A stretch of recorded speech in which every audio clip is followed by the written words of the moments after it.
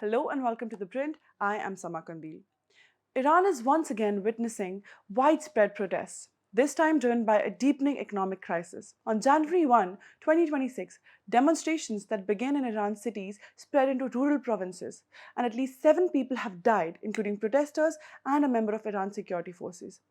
These are the first reported fatalities since the latest wave of protests began on 28 December. The protests have slowed in Tehran but are expanding across the country, particularly in western provinces such as Lorestan, home to Iran's Lur ethnic group. At the heart of the unrest is Iran's ailing economy. The Iranian rial has collapsed sharply, with $1 now costing around 1.4 million rials, one of the weakest levels in the currency's history. This has driven soaring inflation, rising food prices, and shrinking household incomes. Iran's own officials have acknowledged that the protests are being driven by economic pressure, inflation, and currency instability. But the currency is not the only problem. For years, Iran has also been dealing with an exacerbating energy crisis, which has periodically contributed to deadly air pollution that claims tens of thousands of lives each year. Most dams feeding Tehran and a large number of major cities across Iran continue to remain at near empty levels amid a water crisis. Iran also has one of the most closed off internet landscapes in the world. The reports confirm that 6 people were killed over 2 days in 3 cities. The Abdurrahman Boruman Center for Human Rights, based in Washington, said at least 2 of the dead were demonstrators. Iranian state media also reported the death of a 21-year-old volunteer from the Basij, a paramilitary force linked to the Revolutionary Guard. Officials blame protesters, while activists dispute the count. Authorities say dozens have been arrested and several police and Basij members were injured.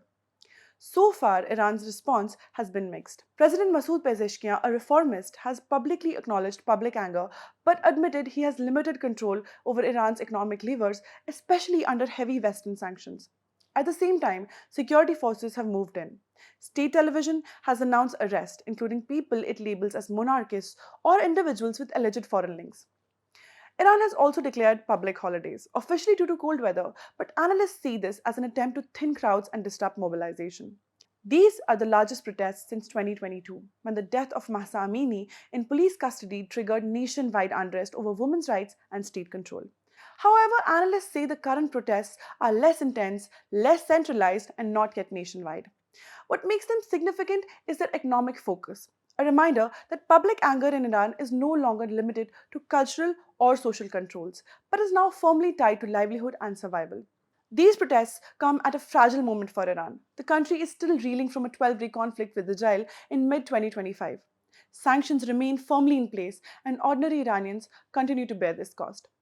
Thank you for watching. For more such content, follow the print.